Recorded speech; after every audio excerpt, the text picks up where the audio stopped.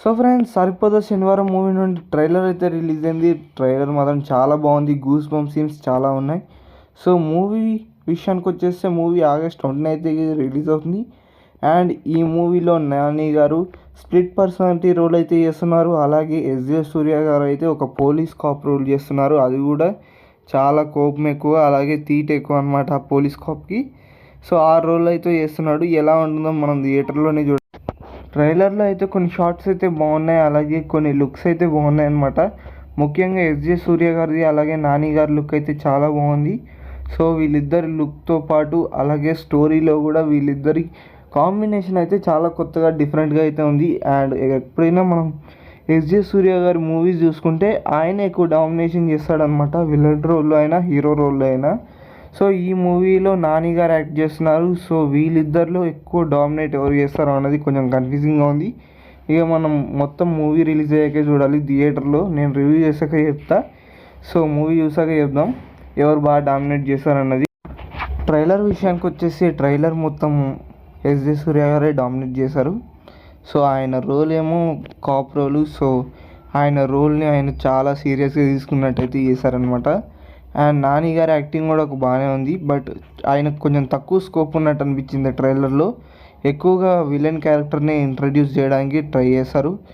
అలాగే శోకులపాలెం అనే ఊరిని ఇంట్రడ్యూస్ చేశారు మన ట్రైలర్లో ఇంకా బాగా. సో ఆ విలేజ్ ఎలా ఉంటుంది, సో అక్కడ ప్రజలు ఎలా ఉంటారు, సో వాళ్ళ మీద కోపం ఎందుకు ఉంటుంది ఎస్జే సూర్య గారికి, ఇలాంటి డౌట్లు అయితే మనకు మూవీ ట్రైలర్లో అయితే ఉంచారు. సో ఇక మనకు ఆ డౌట్స్ అన్నీ క్లియర్ కావాలంటే థియేటర్లోకి వెళ్ళే మూవీ చూడాలి. సో ఇలాంటి కొన్ని డౌట్స్ ఉంచి అలాగే హీరో యొక్క స్ప్లిట్ పర్సనాలిటీ ఏ రేంజ్ వరకు వెళ్తుంది. సో లాస్ట్లో అయితే ఇంకొక చిన్న ట్విస్ట్ అయితే ఇచ్చారనమాట.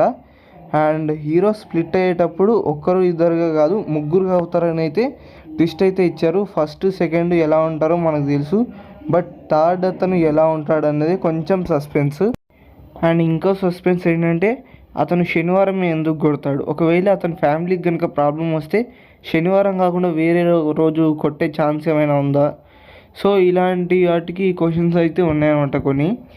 అండ్ అలాగే కాకుండా హీరో యొక్క క్యారెక్టర్ ఎలా ఉండదంటే, సో అతని కోపం వచ్చిందంటే ఎవరినైనా సరే ఓన్ చేసుకుంటాడు.